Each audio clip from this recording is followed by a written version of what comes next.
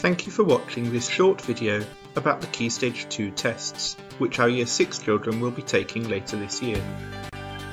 As you can see from the test timetable, there are 6 test papers over the course of the week covering the subjects of grammar, punctuation and spelling, reading and mathematics. All of the tests are completed over a period of 4 days. The first day of tests will focus on grammar, punctuation and spelling, for which there are 2 papers. The first paper is focused on grammar, punctuation and vocabulary and includes a range of question types, including questions where children have to tick a box or select one answer, or to circle particular word types, such as the example shown here about pronouns. Later questions are more challenging, such as this example where children are asked to identify whether the word after is being used as a conjunction or as a preposition. The second test on Monday will be the spelling test. In this test, children have some sentences read to them and they have to write the correct spelling into the gap. For example, in this case the first word is discover. Later questions are more challenging. For example, the last word here the children have to spell is possession.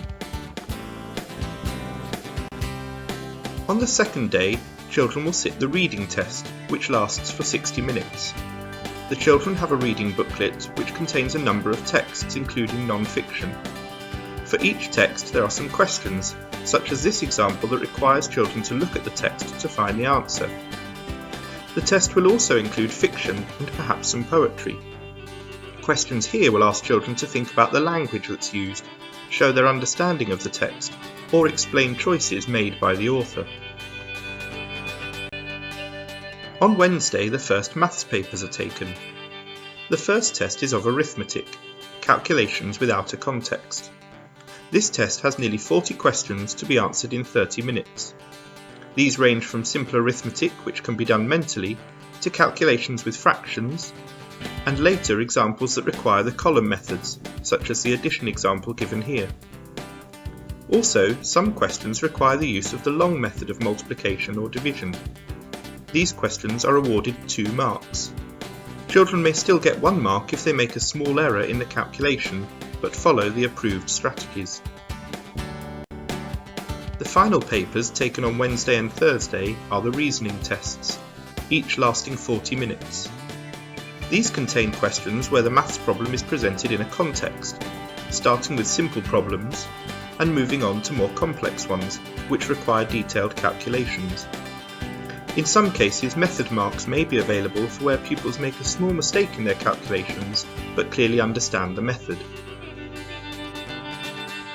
At the end of the test week, the papers are marked externally and returned to schools in early July.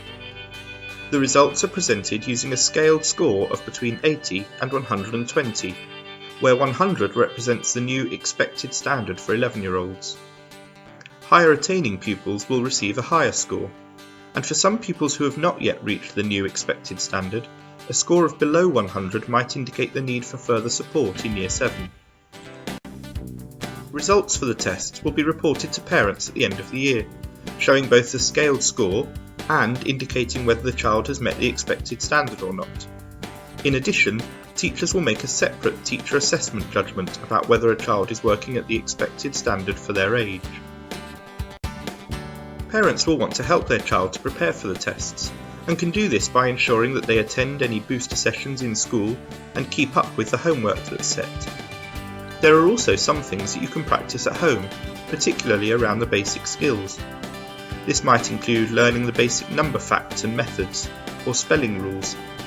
And of course, we always encourage reading at home. Perhaps the most important thing you can do as a parent is to support your child and make sure that they're not too concerned about the tests.